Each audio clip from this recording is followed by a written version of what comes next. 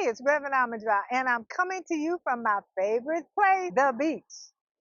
This is the first video in our series for Get Stronger to Live Longer, the life strategy called HALT, H-A-L-T, hungry, angry, lonely, tired. Do not allow yourself to be too hungry, too angry, too lonely, or tired, because when you do, you weaken your motivation to live life powerfully.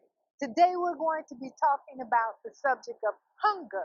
Most of the time when we talk about hunger, we're talking about eating food. We have to have food to sustain ourselves physically. But you know what? Sometimes we hunger for other things.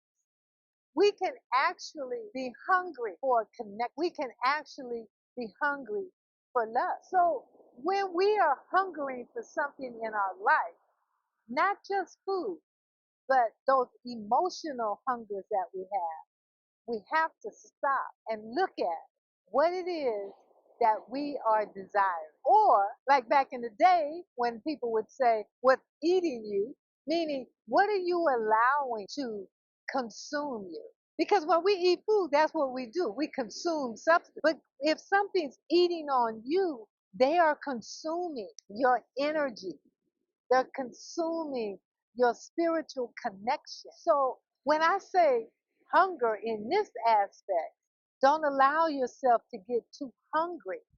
I'm not just talking about a physical hunger. I'm also talking about an emotional hunger. Do not allow yourself to be put in a space where you're craving, you're hungry for the affection or connection. It's always to our advantage to stop and pay attention to what's really going on in our world.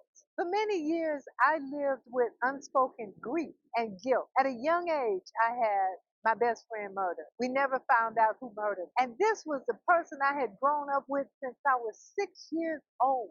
And I felt guilty because the night that she said she was leaving on vacation with an abusive man, I did not stop her. In my young mind, I thought I had control over her life to stop her. And when she was murdered, I lived with this grief and it ate me alive. It was eating on me. That grief caused deep sadness, deep loneliness. It caused me to isolate myself from others, and it caused major stress and anxiety. As a result, I took substances to try to dull that pain. So when we look at the hunger that's in our lives, it's important for us to look at our emotions.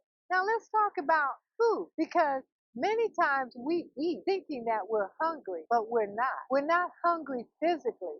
We're hungry emotionally. But we pick up food because food comforts us. And when we eat, particularly sweet food or salty food, they impact our bodies in such a way that it makes us feel good. And we eat more and more. And then we find ourselves in a space of obesity.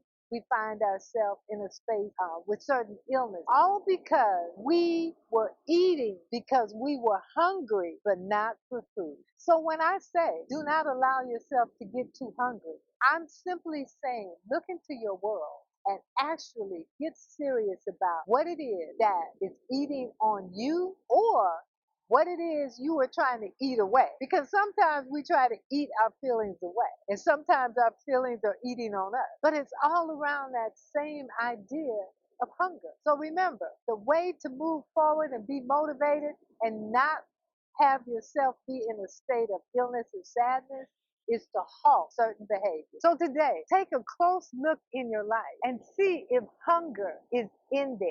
It's important to understand and to know where hunger is and what role it plays in your life. This is Reverend Ahmondra in the first series of Get Stronger to Live Longer. If you haven't picked up a copy of my book, The Uncrowned Queen Reclaims Her Throne, When a Black Woman Breaks the Silence, pick it up. And also the journal, the Appreciation Journal. That Appreciation Journal is like a balm to soothing our soul, because in it we get to actually spend time looking at ourselves and loving ourselves and appreciating ourselves. It's a powerful exercise. And stay tuned for the second video in our series, Get Stronger to Live Longer. It is going to be about anger. Blessings.